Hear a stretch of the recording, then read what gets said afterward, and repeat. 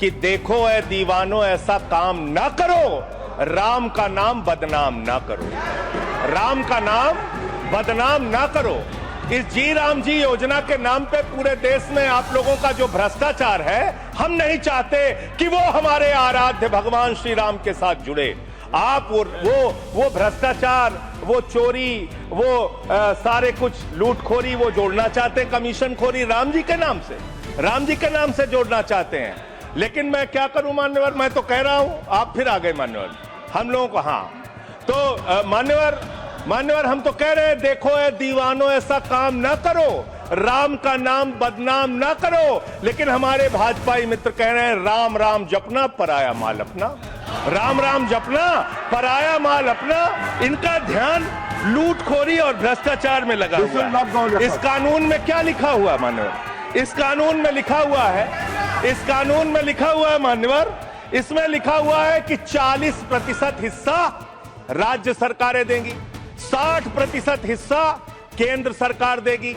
पहले 90% हिस्सा केंद्र सरकार देती थी, 10% हिस्सा राज्य सरकारें देती थी। आज तो ज्यादातर राज्य सरकारें आपकी नीतियों की बदौलत, आप जीएसटी का पैसा खाते हैं, राज्यों के टैक्स का पैसा खाते हैं, आपने राज्यों को खोखला कर दिया, आपने राज्यों को कर्ज में डुबा दिया।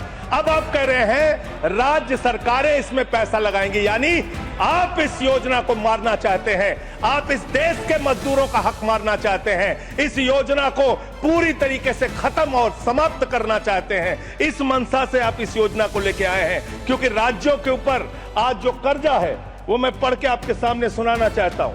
तमिलनाडु 8,34,000 करोड़ रुपए, उत्तर प्रदेश 7,69,000 करोड़ रुपए, महाराष्ट्र 7,22,000 करोड़ रुपए, पश्चिम बंगाल 6,58,000 करोड़ रुपए, कर्नाटक 5,57,000 करोड़ रुपए, राजस्थान 5,62,000 करोड़ रुपए, आंध्र प्रदेश 4,85,000 करोड़ रुपए, गुजरात 4,67,000 करोड़ रुपए, केरल 4,29,000 करोड़ रुपए, मध्य प्रदेश 4,18,000 करोड़ रुपए, तेलंगाना 3,89,000 करोड़ रुपए, बिहार 3,19,000 करोड़ रुपए। ये कर्जे में डूबे हुए राज्यों से, ये कर्जे में डूबे हुए राज्यों से आप ये कह रहे हैं कि 40% पैसा लगाओ, यानी कि सर आप ये हम बोल रहे हैं, कौन बोल रहा है सर? ये क्या हो रहा है? मैं आपसे पूछना चाहता हूं, राज्य जो कर्जे में डूबे हुए हैं, जो आप बोल रहे हैं वही रिकॉर्ड में जा रहा है।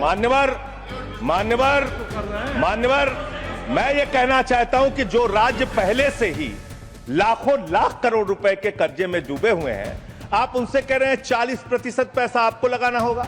आप इस योजना में कह रहे हैं कि आप एरिया तय करेंगे, एरिया आप निर्धारित करेंगे कहां पे ये आपकी स्कीम लागू होगी या नहीं लागू होगी, इसको आप तय करेंगे। ये कितने 125 दिन की आप बात कर रहे हैं मान्यवर? आंकड़ा उठाकर देख लीजिए, मंत्री जी यहां पर मौजूद हैं।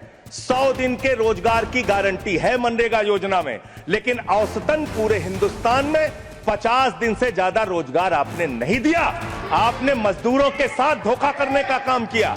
और आंकड़े ये बताते हैं कि आपका जो बजट का निर्धारण होता है 12 करोड़ लोगों के लिए 267 रुपए के हिसाब से, अगर आप दीक्षांत एडुटेक लाया है दीक्षांत सी लर्निंग ऐप। बने दीक्षांत का चैनल पार्टनर और अर्न करें लाखों रुपए प्रति महीने। चैनल पार्टनर बनने के लिए विजिट करें www.dikshans.com। हमारे YouTube चैनल को सब्सक्राइब और Facebook पेज को लाइक करें।